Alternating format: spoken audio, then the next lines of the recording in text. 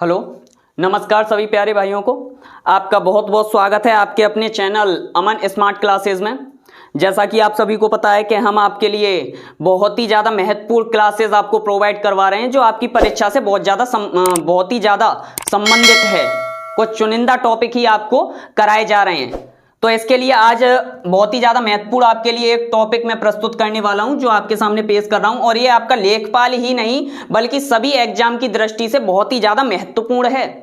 तो क्लास में लास्ट तक बने रहना और ज़्यादा से ज़्यादा क्लास को लाइक करें, सब्सक्राइब करें, शेयर करें, जिससे मैं आपके साथ और हमारी टीम जो है आपके साथ बनी रहे।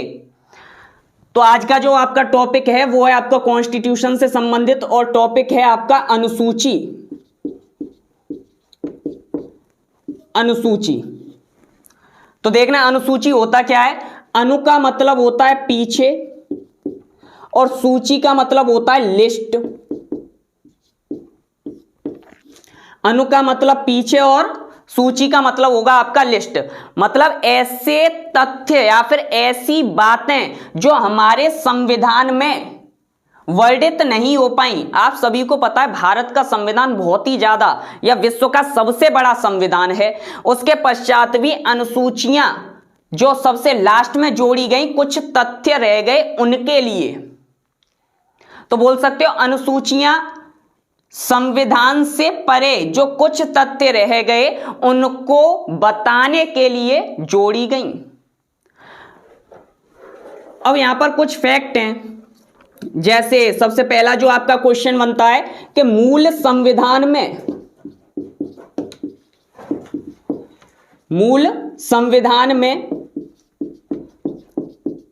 अनुसूची की संख्या। दूसरा, वर्तमान संविधान में अनुसूची की संख्या। 1935 के एक्ट में अनुसूचियों की संख्या। बी.एन. राव के प्रारूप में अनुसूचियों की संख्या। बी.एन. राव मतलब बेनेगल नरसिंह राव, जिन्होंने हमारे जो संविधान का सबसे पहला प्रारूप या फिर ड्राफ्ट तैयार किया। तो सबसे पहले मूल संविधान में अनुसूचियों की अगर संख्या पूछी जाए तो उनकी संख्या 8 और 4 बाद में जोड़ी गई हैं। तो वर्तमान में आपकी कितनी है? 12। मूल संविधान में जब संविधान लिखा गया उस समय अनुसूचियों की संख्या 8 थी और वर्तमान संविधान में अनुसूचियों की संख्या है 12। 1935 के एक्ट में जो अनुसूचियों की संख्या थी वो थी आपकी 10। आप सभी को पता है संविधान, भारतीय संविधान का सबसे बड़ा जो स्रोत है वो है आपका 1935 का अधिनियम, और इसमें अनुसूचियों की संख्या थी 10। बी.एन. राव के प्रारूप में जो अनुसूचियों की संख्या थी वो थी आपकी 13। तो ये चारों पॉइंट आपको याद रखने हैं। मूल संविधान में अनुसूचियों की संख्या 8, वर्तमान के संविधान में 12, 1935 के एक्ट में 10 और बी.एन. राव के में 13। इसके बाद आगे बढ़ते हैं आपकी अनुसूचियों की तरफ।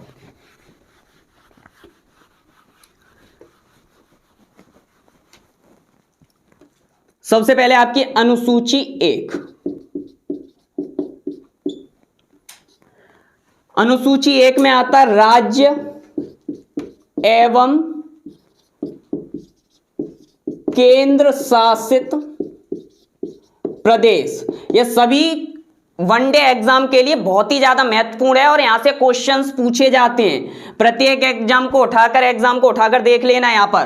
तो अनुसूची 1 में राज्य एवं केंद्र शासित प्रदेश, और इसमें भी अगर देखें तो वर्तमान में जो राज्य हैं 28 और यूटीज हैं आपके 8। अब यहां पर आपसे क्वेश्चन ये है कि जो केंद्र शासित प्रदेश हैं उनकी संख्या 8 कब हुई, या फिर ये जो राज्य एवं केंद्र शासित प्रदेशों का संकलन है ये कब तैयार हुआ, जो वर्तमान का है। वर्तमान राज्य एवं यूटीज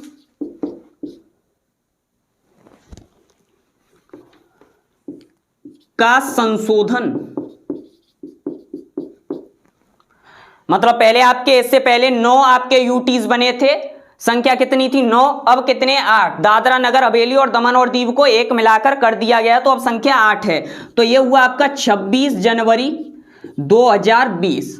26 जनवरी 2020 से आपके केंद्र शासित प्रदेशों की संख्या 8 है और राज्य की संख्या कितनी है 28 है। तो ये आपकी अनुसूची बन के अबाउट में, और चाहो तो इसका स्क्रीनशॉट ले लेना या फिर साथ के साथ नोट बनाते हुए चलना। इसके आगे नेक्स्ट,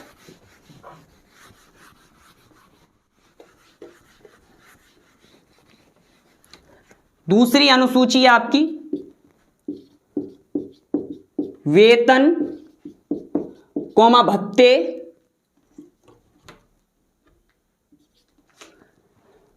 व पेंशन, वो भी किसे, ऐसे व्यक्ति जो संवैधानिक पदों से जुड़े हुए हैं, जिनकी व्याख्या भारत के संविधान में है।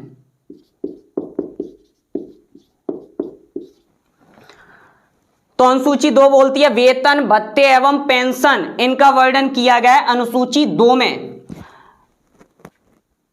अगर वेतन के अबाउट में बात करें कि वेतन होता क्या है, वैसे नहीं, सिर्फ जानकारी के लिए, वैसे एग्जाम में ये नहीं आएगा, फिर भी मैं बता देता हूं वेतन होता क्या है।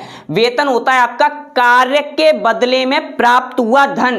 हमने जो कार्य किया उसके बदले में जो हमको धन प्राप्त होगा वो आपका कहलाएगा वेतन। और भत्ते क्या होते हैं, ये तो हो गया कार्य के बदले प्राप्त हुआ धन,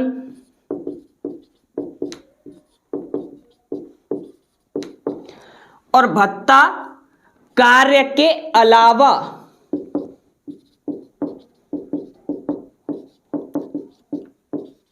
प्राप्त धन।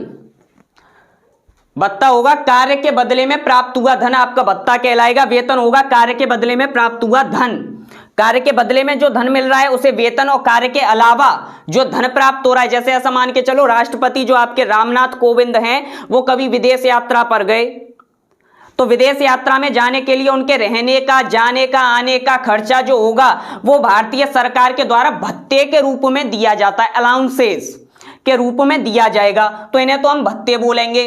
वेतन जो वो कार्य कर रहे हैं, जिस पद पर हैं उसका वेतन दिया जाएगा, किसको, आपके जो रामनाथ कोविंद हैं, राष्ट्रपति जी हैं, उन्हें। पेंशन क्या होगा, पेंशन ये है कि सरकार के द्वारा या सरकार के अंडर में उस व्यक्ति ने जीवन भर जब कार्य किया, कार्य करने के पश्चात जब वो बुजुर्गावस्था या फिर वृद्धावस्था में आएगा तो उसके लिए कुछ धन दिया जाता है सरकार के द्वारा, जैसे आप क्या बोलते हो, सेवानिवृत्ति के बाद दिया हुआ धन आपका पेंशन कहलाएगा। अगर इसमें आपसे पूछा जाए कि अनुसूची 2 में किन किन व्यक्तियों या फिर किस किस संवैधानिक पदों के वेतनों के और भत्तों के अबाउट में बताया गया है, तो सबसे पहले आपके राष्ट्रपति महोदय प्लस राज्यपाल, इसके अलावा लोकसभा, राज्यसभा, लोकसभा के आपके अध्यक्ष व उपाध्यक्ष, राज्यसभा के सभापति व उपसभापति, इसके अलावा विधानमंडल या विधान सभा, जिन जिन राज्यों में विधानसभा है उनके अध्यक्ष व उपाध्यक्ष, ऐसे ही विधान परिषद, वर्तमान में 6 राज्यों में विधान परिषद है, तो विधान परिषद, इनके सभापति व उपसभापति, इनके वेतन एवं पेंशन के अबाउट में बताया गया है। इसके अलावा अगर बोला जाए तो न्यायाधीश, और न्यायाधीश कहां के, आपके सुप्रीम कोर्ट या फिर उच्चतम न्यायालय या सर्वोच्च न्यायालय।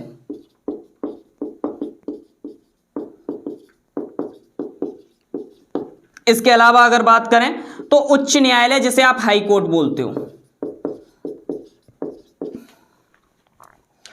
इसके अलावा सीएजी, बहुत ही ज्यादा इंपॉर्टेंट है ये सीएजी, और इसके अलावा आपका ऑडिटर जनरल मतलब महालेखा परीक्षक,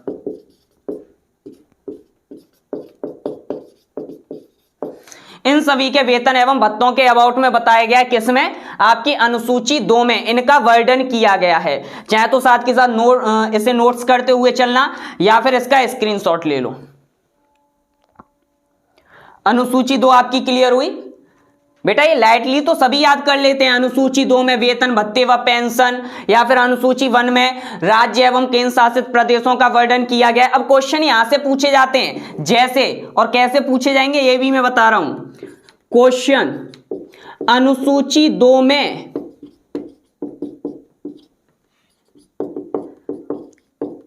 निम्न में से किसके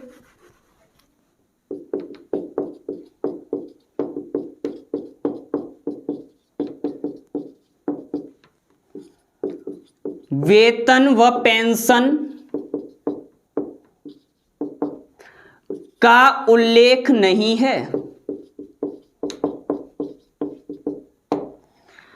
तो सबसे पहले आपका ऑप्शन है राष्ट्रपति,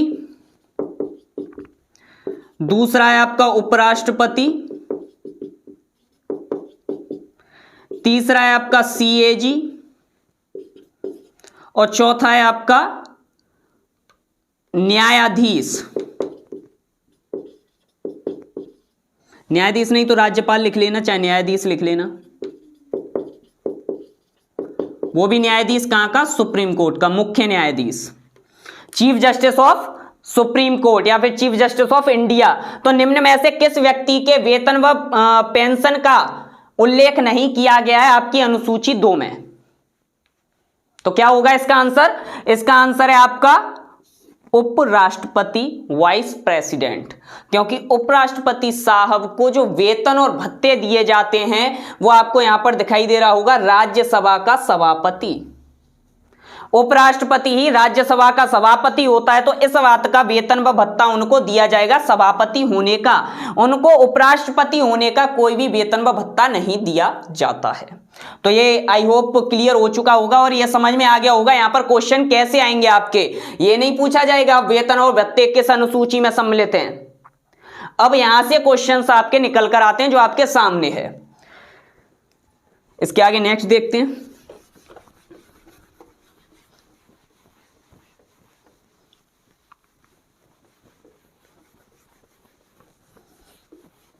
बेटा ये तो बहुत लाइटली है, अभी इससे भी ज्यादा टफ क्वेश्चंस यहां से बन सकते हैं, लेकिन ज्यादा डिटेल में जाना भी ठीक नहीं है, क्योंकि फिर बच्चों को ऐसा लगता है कि कुछ ज्यादा ही पढ़ा दिया जा रहा है जो हमारे परीक्षा की दृष्टि से महत्वपूर्ण नहीं है।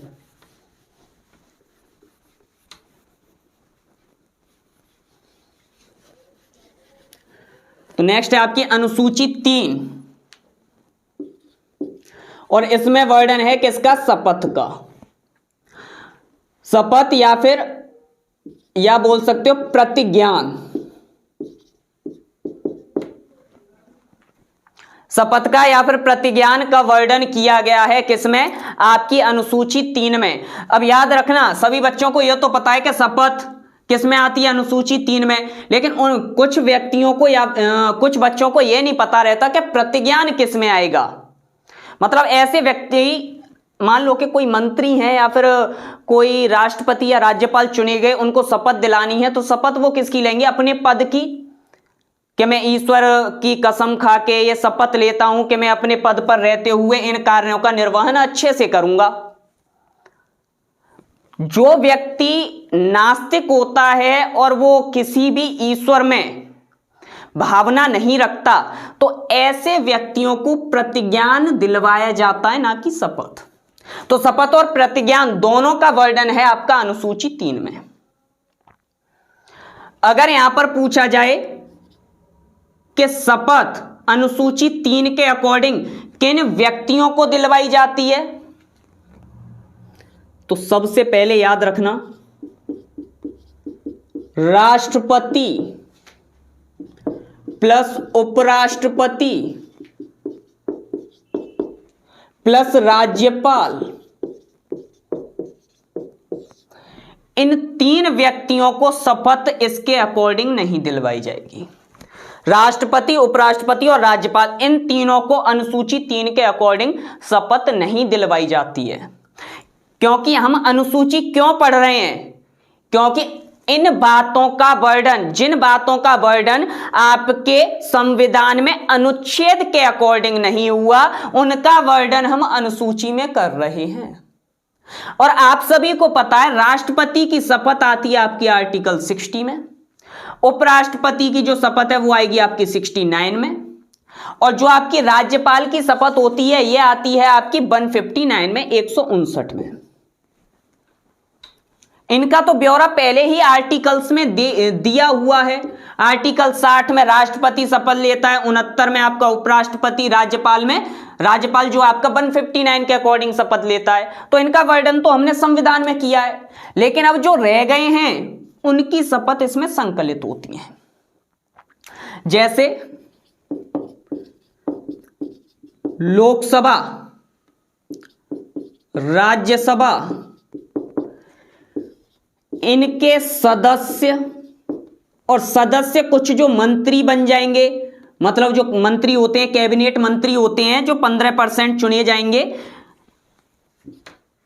तो मंत्री, इनके अबाउट में हम बाद में चर्चा करेंगे। लोकसभा व राज्यसभा के सदस्य व मंत्री इसके अकॉर्डिंग शपथ लेंगे। ऐसे ही जिन राज्यों में विधानसभा है और विधान परिषद है,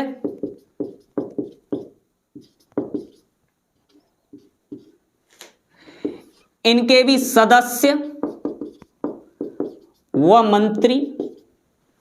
इसके अलावा लोकसभा अध्यक्ष, राज्यसभा का सभापति, उपसभापति, आपके विधानसभा का अध्यक्ष, उपाध्यक्ष, विधान परिषद का सभापति व उपसभापति, क्योंकि ये सब भी क्या है, एक तरह से सदस्य बनेंगे यहाँ के। लोकसभा का अध्यक्ष व उपाध्यक्ष भी इसी के अकॉर्डिंग शपथ लेगा। अध्यक्ष, उपाध्यक्ष,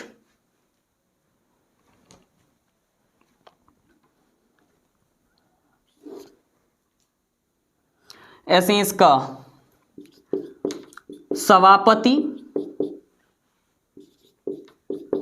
उपसभापति,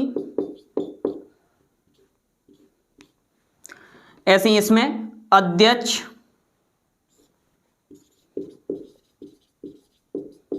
उपाध्यक्ष, और इसमें आपका सभापति व उपसभापति, ये सभी शपथ लेंगे किसमें, इसके अकॉर्डिंग। इसके अलावा अगर इस शपथ में ही बात करें, देखना यहां तक दिख रहा है, दिखाई दे रहा है यहां तक, ठीक है चलो। इसके अलावा अगर बात करें तो न्यायाधीश, और न्यायाधीश भी कहां के, सुप्रीम कोर्ट के और हाई कोर्ट के।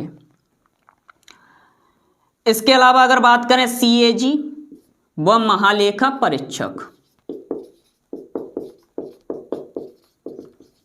ये व्यक्ति लेते हैं यहां से शपथ। अनुसूची 3 के अकॉर्डिंग कौन शपथ नहीं लेगा, राष्ट्रपति, उपराष्ट्रपति और राज्यपाल, और ये सभी व्यक्ति शपथ लेंगे अनुसूची 3 के अकॉर्डिंग, क्योंकि इनकी शपथों का जो वर्णन है, जो इनकी ओथ हैं, उनका जो वर्णन है वो तो संविधान में किया गया, वो भी अनुच्छेद के अकॉर्डिंग। और ये व्यक्ति आपकी शपथ लेते हैं अनुसूची 3 के अकॉर्डिंग, या प्रतिज्ञान लेते हैं। तो हटाएं, स्क्रीनशॉट लेना जल्दी से, या फिर जो व्यक्ति नोट करते चल रहे हैं। चलो आगे बढ़ते हैं।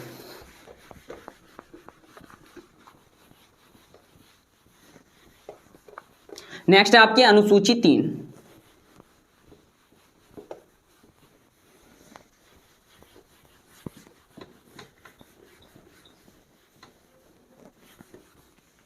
सॉरी, अनुसूची 4, 3 तो हो गई। अनुसूची 4, इसमें है राज्यसभा की सीटों का आवंटन।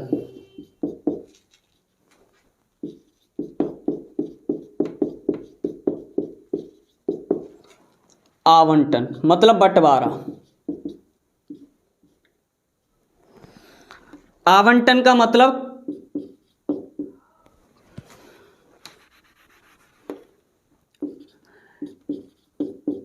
किस राज्य से कितने, या किस राज्य से, या फिर विधानसभा, विधानसभा भी बोल सकते हो,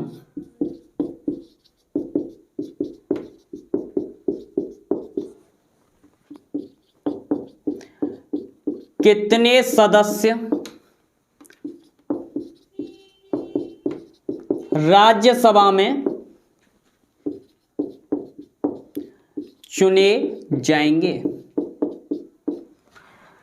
अनुसूची 4 बोलती है राज्यसभा की सीटों का आवंटन किस राज्य से विधानसभा में कितने सदस्य, किस राज्य से या फिर विधानसभा से कितने सदस्य राज्यसभा में चुने जाएंगे। सीधी सी बात है, जिस विधानसभा में सदस्यों की संख्या जितनी ज्यादा होगी वहां से उतने ज्यादा सदस्य कहां पर जाते हैं, आपकी राज्यसभा में जाते हैं।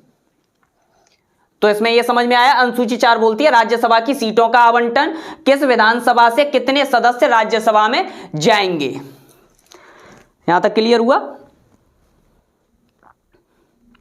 अगर लिखना हो तो इससे संबंधित जो आर्टिकल हैं, अगर राज्यों की बात करें तो राज्य से संबंधित आपका आर्टिकल है 4, और वो भी 4 का 1, आर्टिकल 4 का 1 और 80 का 2, ये 2 आर्टिकल इससे संबंध रखते हैं। ये जो आपका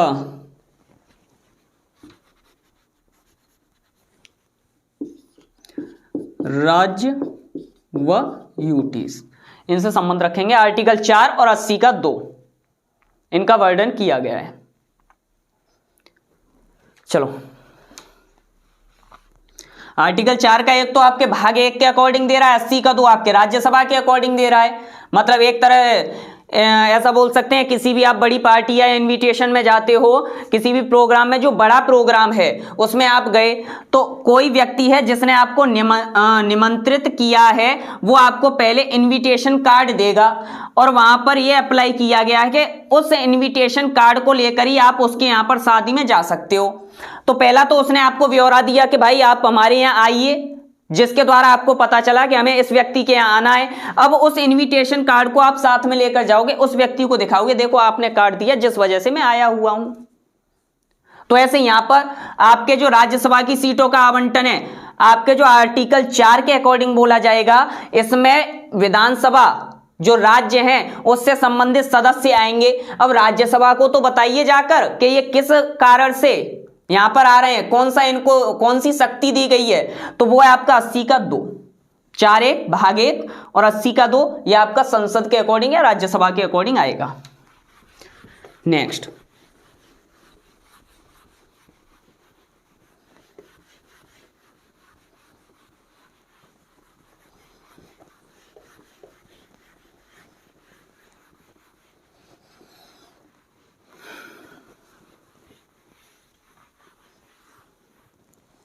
इसके बाद है आपकी अनुसूची 5।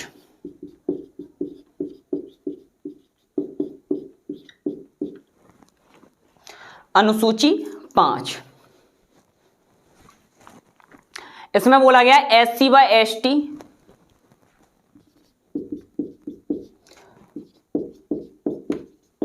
अनुसूचित जाति व जनजाति के संबंध में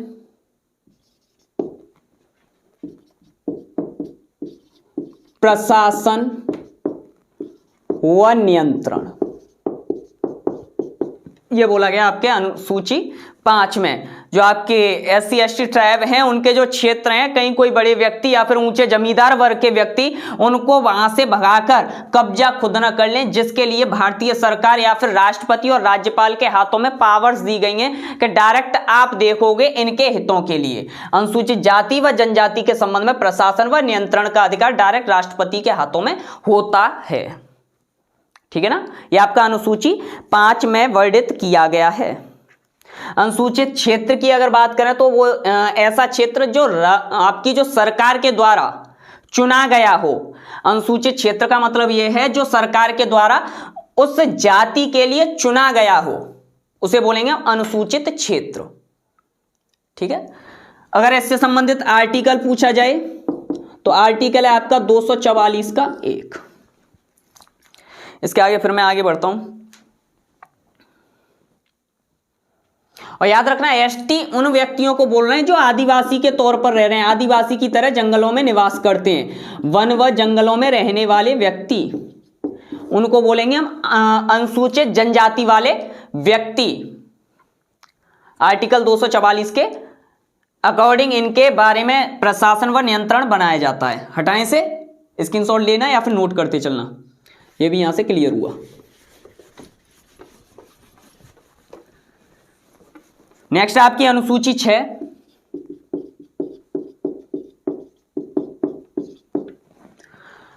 भारतीय सरकार को लगा कि अनुसूची 5 के अकॉर्डिंग जो हमने नियमावली बनाई है वो ठीक नहीं है, अभी पूरी तरह से नियम व कायदे फॉलो नहीं किए जा रहे, और कुछ ऐसे भी क्षेत्र हैं जहां पर बहुत ही ज्यादा मात्रा में, बहुत ज्यादा संख्या में अनुसूचित जनजाति रहती हैं। तो एसटी ट्राइब्स के लिए, एसटी या फिर अनुसूचित जनजाति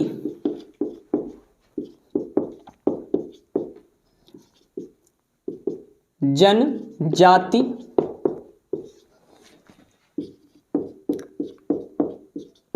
के संदर्भ में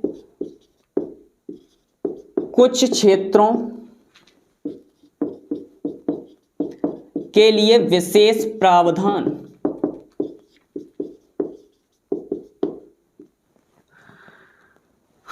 और इसके लिए आपकी ट्रिक है ममता। मेघालय, मिजोरम, त्रिपुरा, असम। मेघालय, मिजोरम, त्रिपुरा, असम, एक तरह से तुकबंदी लास्ट तक होनी चाहिए। मेघालय मिजोरम एक साथ बोलिए तो मामा पीछे आना चाहिए, तो ठीक है, आपका सही जा रहा है। मेघालय से पढ़ना स्टार्ट कीजिए। मेघालय, मिजोरम, रम, त्रिपुरा, फिर उसके बाद असम। मतलब माँ और माँ एक में आ जाएं तो इसका मतलब यह है कि हमारा ये सही है। मेघालय, मिजोरम, त्रिपुरा, असम, ठीक है। तो इन क्षेत्रों में विशेष प्रावधान किए गए हैं, किसमें? अनुसूची 6 के अकॉर्डिंग। अगर आर्टिकल इनसे संबंधित पूछे जाएं, आर्टिकल 244 का 2 और 275 का 1, ये 2 आर्टिकल का वर्णन इसमें किया गया है। स्क्रीनशॉट लेना या फिर नोट करना। अगर देखना चाहो तो देख लेना, ये वाले क्षेत्रों की बात की जा रही है।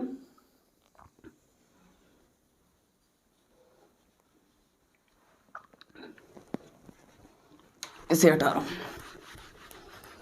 ये जो आपके मेघालय मिजोरम है,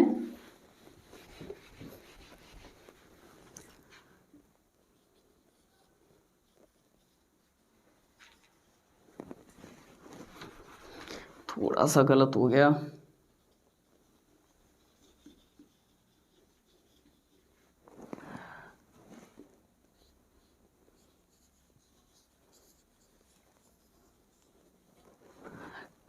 ठीक है, चलो। तो यहां पर आपका सबसे पहले पड़ता है, इस जगह पर यहां पड़ेगा आपका असम। सबसे पहले आपका असम पड़ता है, उसके बाद क्रम से पड़ेगा यहां पर आपका मेघालय। ये असम हुआ आपका, इसके बाद यहां पर पड़ेगा आपका मेघालय। इसके बाद थोड़ा सा इधर पड़ता है आपका त्रिपुरा।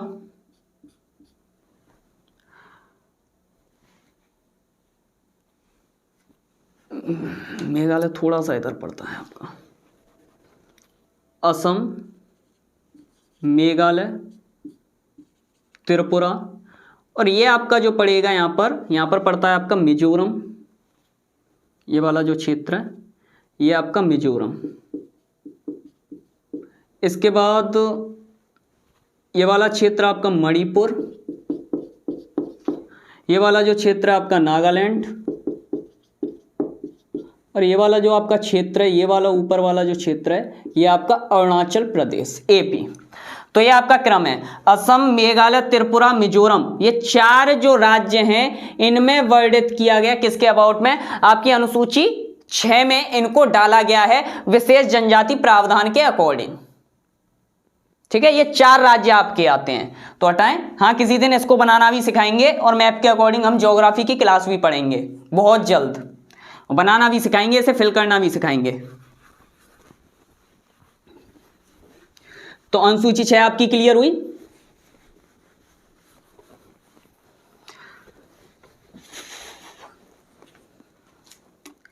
नेक्स्ट है आपकी अनुसूची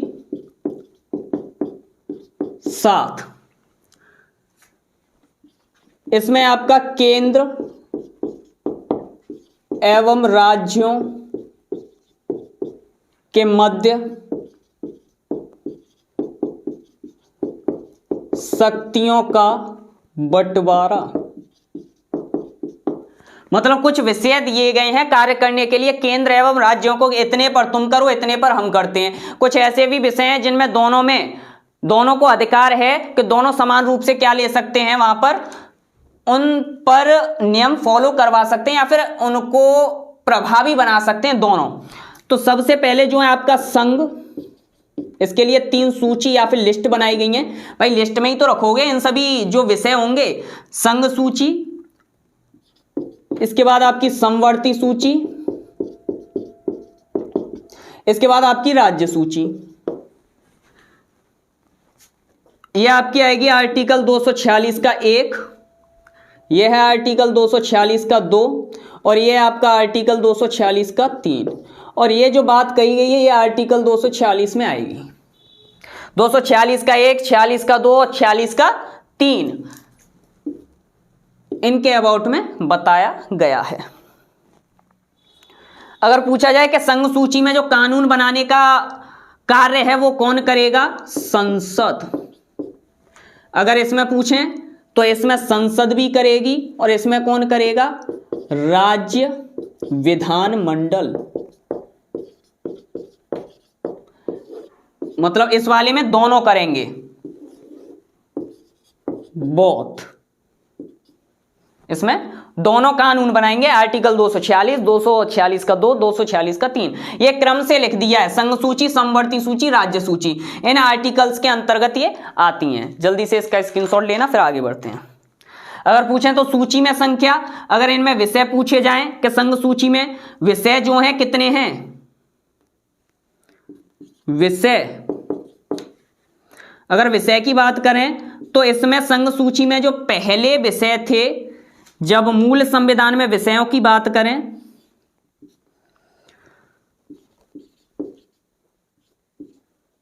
पहले थे आपके 97 और अब 100। ऐसे ही इसमें पहले बात करें और बाद में, मतलब अब वर्तमान में।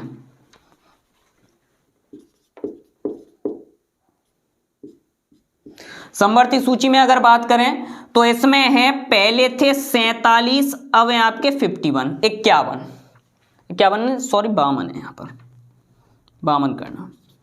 पहले थे 47, अब है 52। ऐसे ही अगर राज्य वाले में बात करें तो पहले 66 और अब 61। स्क्रीनशॉट लेना, ये पूछे जाते हैं कितने विषय दिए गए हैं। चलो फिर आगे बढ़ते हैं।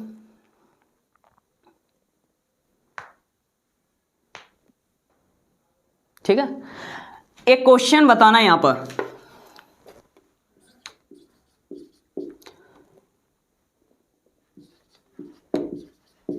केंद्र एवं प्रांतों में कार्यों या फिर कार्य संचालन के लिए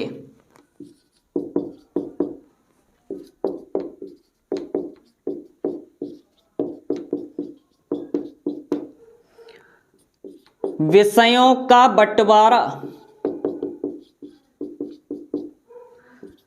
सर्वप्रथम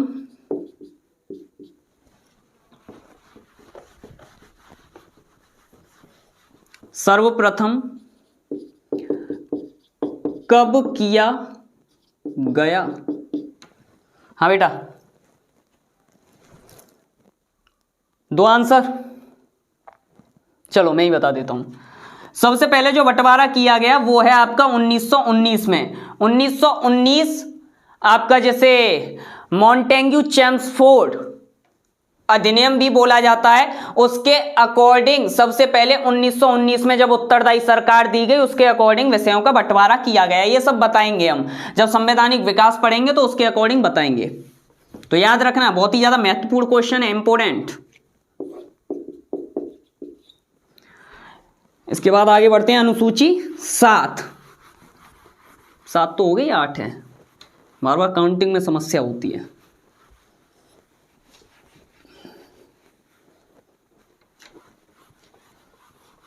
अनुसूची 8 में है भाषाएं, मतलब भारत में कितनी भाषाओं में कार्य किया जा सकता है, लिखित रूप से कितनी भाषाओं में कार्य किया जा सकता है। अनुसूची 8 और इसमें आती हैं भाषाएं। इसमें भी दो तरीके से, अगर मूल रूप से पूछा जाए ओरिजिन के तौर पर तो 8, अगर वर्तमान में पूछा जाए तो वर्तमान में है 12।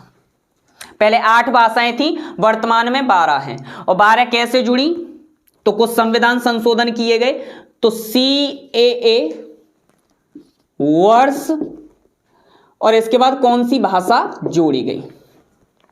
CAA का मतलब होता है कॉन्स्टिट्यूशन अमेंडमेंट एक्ट, कुछ संविधान संशोधन किए गए। तो सबसे पहला संविधान संशोधन जो भाषा के लिए किया गया है वो है आपका 21वां, जो कब हुआ 1967 में, और भाषा जोड़ी गई सिंधी, क्योंकि यहां पर सिंधी भी बहुत ज्यादा है तो इनकी भाषा को भी प्रभावी बनाया जाए। इसके बाद हुआ 71वां संविधान संशोधन, और ये आपका 1992 और इसमें आपकी 3 भाषाएं जोड़ी गई, याद रखना, न म क, नेपाली, मणिपुरी और कोंकणी, गुजरात वाले क्षेत्र में कोंकण तट पर, ये आपकी 3 जोड़ी गई इसमें। इसके बाद जो अगला आपका संविधान संशोधन हुआ वो है आपका 92,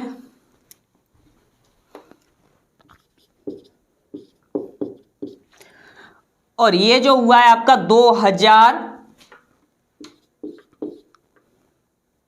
92वां संविधान संशोधन 2003 में ये आपका संविधान संशोधन हुआ, और इसमें जो भाषाएं जोड़ी गई आपकी डोगरी, मैथिली, सांथली झारखंड वाली साइड में, ये जम्मू कश्मीर वाली साइड में सांथली, और इसके अलावा है आपकी बोडो, बोडोलैंड पड़ता है असम में, असम वाले क्षेत्र में पड़ेगा बोडोलैंड। तो आपकी बोडो, सांथली, मैथिली और डोगरी, ये भाषाएं जोड़ी गई 2003 में 92वां संविधान संशोधन। स्क्रीनशॉट लेना या फिर नोट करना, आगे बढ़ना, फिर आगे बढ़ते हैं। ठीक है, ठीक है, चलो बेटा, बहुत ही ज्यादा इंपॉर्टेंट क्लास है। अगर आपको कंटेंट पसंद आ रहा है तो ज्यादा से ज्यादा लाइक और सब्सक्राइब करें और शेयर करें, जिससे हमें भी ऊर्जा मिले। नेक्स्ट है आपकी अनुसूची 9, और अनुसूची 9 जो वर्णन किया गया है भूमि सुधार। आप सभी को पता है जब ब्रिटिशर हमारे पास, हमारे भारत देश को आजाद करके गए तो सभी जितनी भी भूमियां थी वो किसके हाथों में चली गई, जमींदारों के हाथ में या फिर महालों के हाथ में। जो व्यवस्थाएं चलाई थी, रैयतवाड़ी, जमींदारी, इस्तमरारी, महालवाड़ी, जो व्यवस्थाएं चलाई थी उसके अकॉर्डिंग जो फायदे हुए, जो जमीन चली गई, जो किसान होते थे लगान नहीं भर पाते थे और किनके पास जमीन इकट्ठा हो गई, यहां पर आपके जमींदारों के पास, या फिर तो बोल सकते हो भूमि सुधार या जमींदारी उन्मूलन, यहां पर यह भी बोल सकते हो जमींदारी उन्मूलन। जमींदारी उन्मूलन से संबंधित है ये। ठीक है,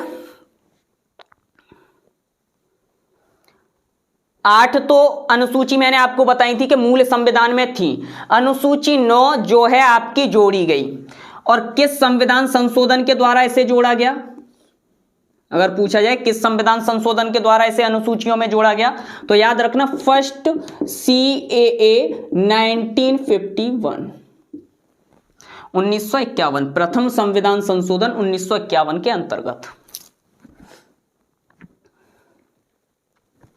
ठीक है।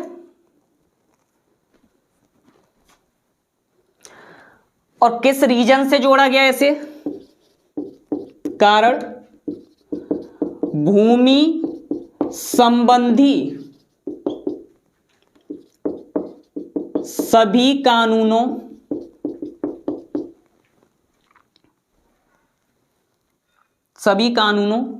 को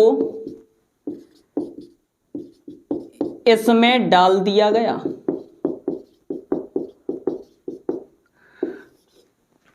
भूमि संबंधी सभी कानूनों को इसमें डाल दिया गया क्योंकि जमींदारी हमें उन्मूलन करनी है। जो भी जमींदार हैं उनके पास 500 एकड़ 1000 एकड़ जमीन है, उन व्यक्तियों से जमीन लेकर भाई हमें रोड भी बनाने हैं, तालाब, पोखर, अस्पताल, इन सभी की भी व्यवस्था करनी चाहिए। और पूरी की पूरी जो भूमि है वो जमींदारों के पास है, तो हम ले कैसे? तो उसके लिए क्या किया गया, भारतीय सरकार के द्वारा भूमि संबंधी कानून बनाए गए और एक नया डिब्बा तैयार किया गया। ये आपका डिब्बा है, एक तरीके से बॉक्स, 9 नंबर का बॉक्स है। और इसमें बोला गया ये जो भूमि संबंधी कानून है इस डिब्बे में डाल दो और लगा दो इस पर लॉक, ताला, इस पर ताला लगा दिया जाए। ताला लगाने का मतलब यह है कि इनमें ये जो आपका संपत्ति का अधिकार है, जमींदारी उन्मूलन के तहत जिस व्यक्ति की संपत्ति को हड़प लिया जाता था वो व्यक्ति सीधे कहां पहुंचता था? सर्वोच्च न्यायालय। यहां पर बोला गया कि अनुसूची 9 में डाले गए भूमि संबंधी कानून के तहत कोई भी व्यक्ति या फिर कोई भी इस पर न्यायिक समीक्षा नहीं की जा सकती, जुडिशियल रिव्यू नहीं किया जा सकता। इसमें जो है सुप्रीम कोर्ट कुछ नहीं बोल सकता। तो यह संसद के द्वारा संविधान संशोधन करके यह अनुसूची आपकी जोड़ दी गई। चलो इसके बारे में कभी डिटेल में चर्चा करेंगे जब संशोधन पढ़ेंगे। अगर पूछा जाए इसमें अधिनियम कितने हैं, कितने कानून हैं वर्तमान में, तो याद रखना अधिनियम है 284, 284 कानून है किसमें? आपके भूमि संबंधी 284। क्लियर हुआ? अगर पूछा जाए संविधान में जो संशोधन है, संविधान में संशोधन कौन करता है? संविधान में संशोधन कौन करेगा? तो याद रखना संसद। लेकिन 1951 में आपकी संसद नहीं है। इससे पहले जो संसद के रूप में कार्य करता था वो संविधान सभा थी। 1952 मार्च 1952 के बाद आपकी संसद का प्रारूप देखा गया है। तो 1951 में आपकी संविधान सभा थी जो दोनों कार्य करती थी, कार्यपालिका का भी और विधायिका भी। इस पर हम चर्चा करेंगे बाद में। चलो स्क्रीनशॉट लेना और आगे बढ़ना जल्दी से।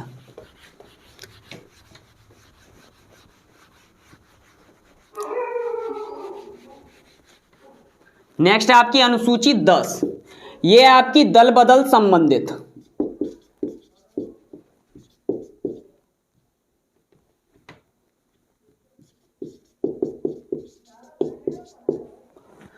दल बदल से संबंधित है आपकी अनुसूची 10।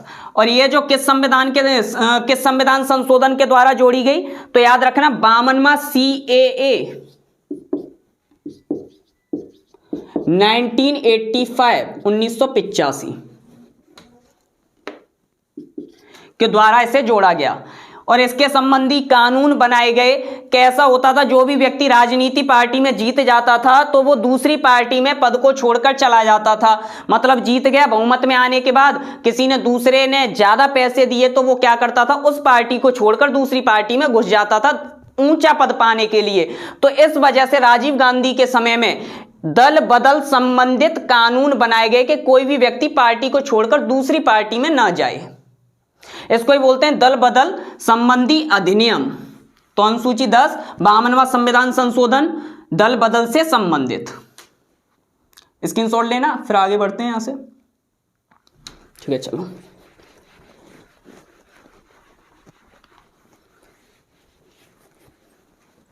इसके बाद है आपकी अनुसूची 11, ये आपकी इसमें है ग्राम पंचायतों का गठन। काफी समय से बोल रहे थे हम तो कि यहां पर स्वशासन की बात की जाए, मतलब जितने भी आपके रूरल एरिया हैं या और अर्बन एरिया हैं उनको स्वशासन, उनका स्वयं का शासन दिया जाना चाहिए। तो ग्राम पंचायत का गठन किया गया। किस संविधान संशोधन के द्वारा जोड़ा गया इसे? तो याद रखना 73वां CAA 1992 के द्वारा। 73वां संविधान संशोधन 1992 में इसे जोड़ा गया। ठीक है। विषय की बात करें, कितने विषय दिए गए कार्य करने के लिए? विषय थे आपके 29। लागू कब किया गया इसे? 24 अप्रैल 1993। इस वजह से इस दिन क्या बनाते हैं? पंचायती दिवस, पंचायती राज दिवस। मोस्ट इंपोर्टेंट क्वेश्चन है, पंचायती राज दिवस कब मनाया जाता है आपका? 24 अप्रैल 1993 से ये लागू हुई, ग्राम पंचायतों का गठन किया गया। ठीक है ना। और कौन सी ग्राम पंचायत है? त्रिस्तरीय।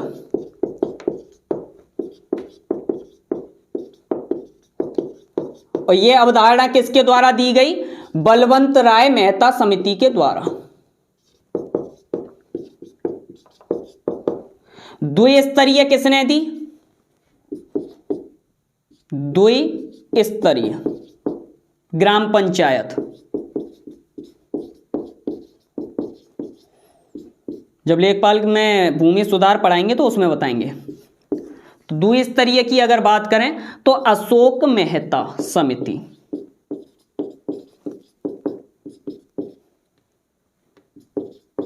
ये दोनों बातें याद रखना, इसका स्क्रीनशॉट लेना। इससे पहले इसमें अनुच्छेद और देखना है। विषय बता दिए 29 विषय का वर्णन किया गया है इसमें। और इसमें जो अनुच्छेद हैं आपके वर्तमान में जो आर्टिकल हैं, इसमें आपका आर्टिकल 243 के ए से लेकर ओ तक इसमें वर्णन किया गया है। ठीक है, हटाएं इसे। चलो स्क्रीनशॉट लेना या फिर नोट करना जल्दी से। इसके बाद नेक्स्ट है आपकी 12वीं अनुसूची।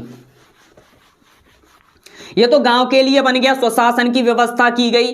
नेक्स्ट है आपके नगर और कस्बों एवं शहरों के लिए। तो इसके लिए आपकी नगर पालिका व नगर निगम, लोकल बॉडीज भी इन्हें बोला जाता है, स्वायत्त शासी संस्थाएं, नगर निगम का गठन कौन से संविधान संशोधन के द्वारा जोड़ा गया? तो याद रखना 74वां CAA हुआ 1992 में और लागू हुआ ये आपका 1 जून 1993। ठीक है, 1 जून 1993 को ये लागू हुआ। ग्राम पंचायत 24 अप्रैल 1993 को। इसमें अगर विषय की बात करें तो विषय कितने हैं? 18 विषय दिए गए हैं। बताएंगे जब इसमें नगर पालिका, नगर निगम, ग्राम पंचायत पढ़ाएंगे तो कौन कौन से विषय हैं। तो विषय 18 हैं इसमें। और आपके जो आर्टिकल्स हैं, अनुच्छेद, इसमें आर्टिकल्स हैं, आर्टिकल 243 में P से लेकर आपके Z तक इसमें वर्णन किया गया है।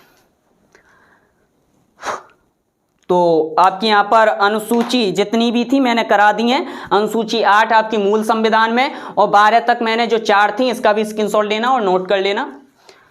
बहुत ही ज्यादा इंपॉर्टेंट क्लास है ये आप सभी के लिए। ठीक है, तो ज्यादा से ज्यादा इस क्लास को लाइक करें, शेयर करें और ज्यादा से ज्यादा हमारे चैनल को सब्सक्राइब करें, जिससे हम ऐसे ही ऊर्जा के साथ आपके लिए और क्लास भी लाते रहें। बहुत ही ज्यादा इंपॉर्टेंट क्लास है, बहुत ही ज्यादा इसमें आपको परीक्षा की दृष्टि से बताया गया है। ठीक है, इसके बाद नेक्स्ट क्लास में मिलते हैं। ओके।